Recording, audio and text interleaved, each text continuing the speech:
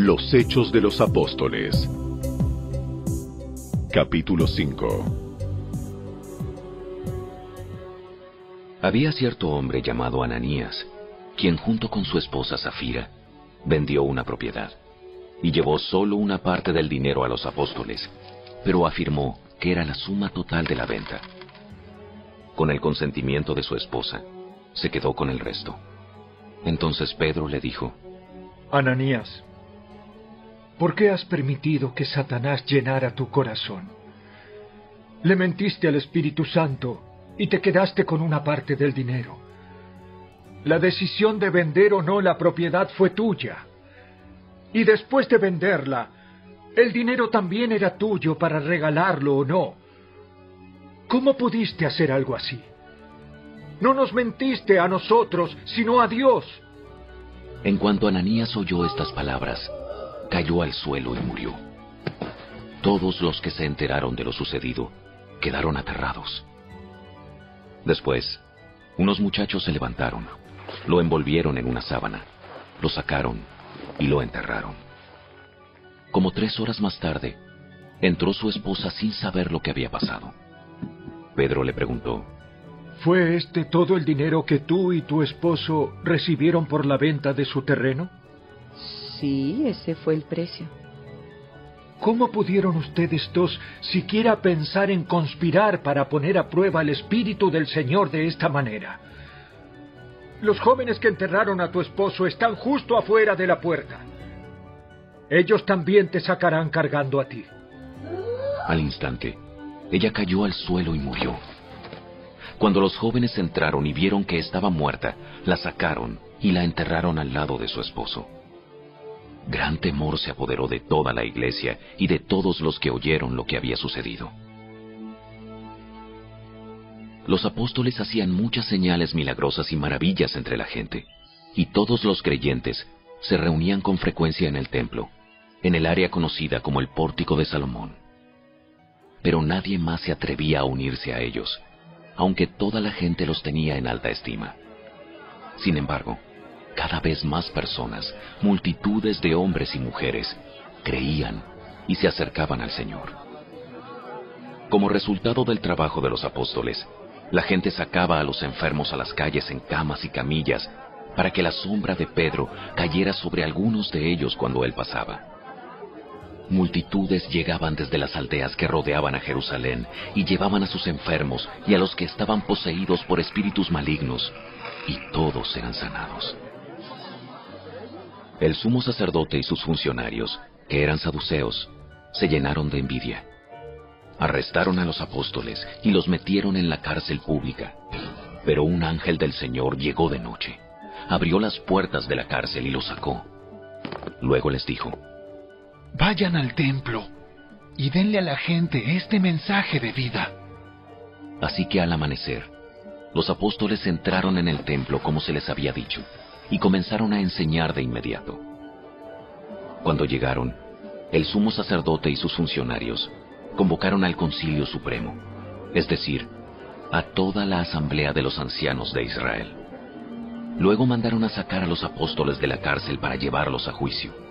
Pero cuando los guardias del templo llegaron a la cárcel, los hombres ya no estaban.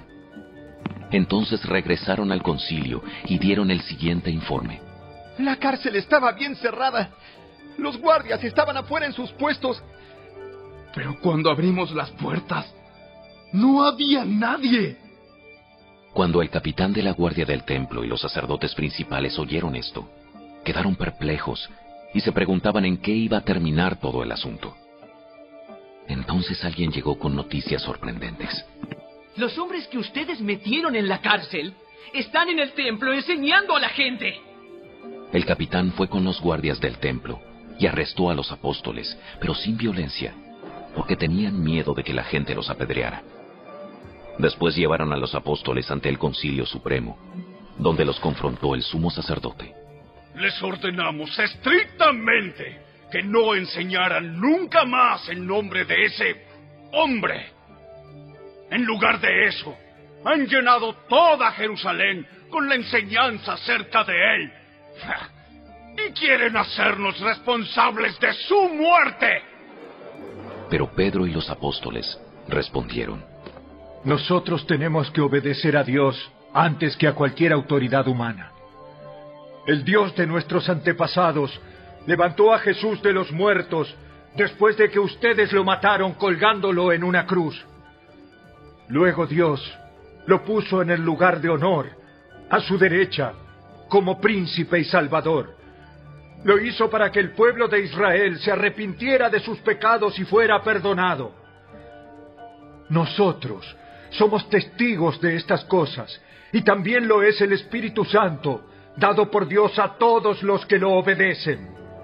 Al oír esto, el Concilio Supremo se enfureció y decidió matarlos.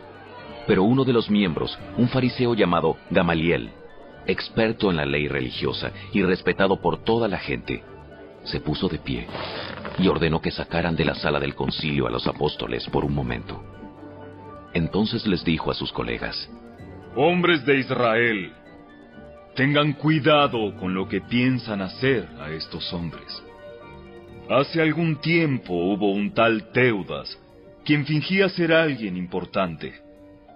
Unas 400 personas se le unieron, pero a él lo mataron y todos sus seguidores se fueron cada cual por su camino.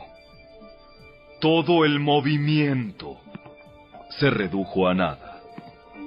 Después de él, en el tiempo en que se llevó a cabo el censo, apareció un tal Judas de Galilea. Logró que gente lo siguiera, pero a él también lo mataron, y todos sus seguidores se dispersaron. Así que mi consejo es que dejen a estos hombres en paz. Pónganlos en libertad.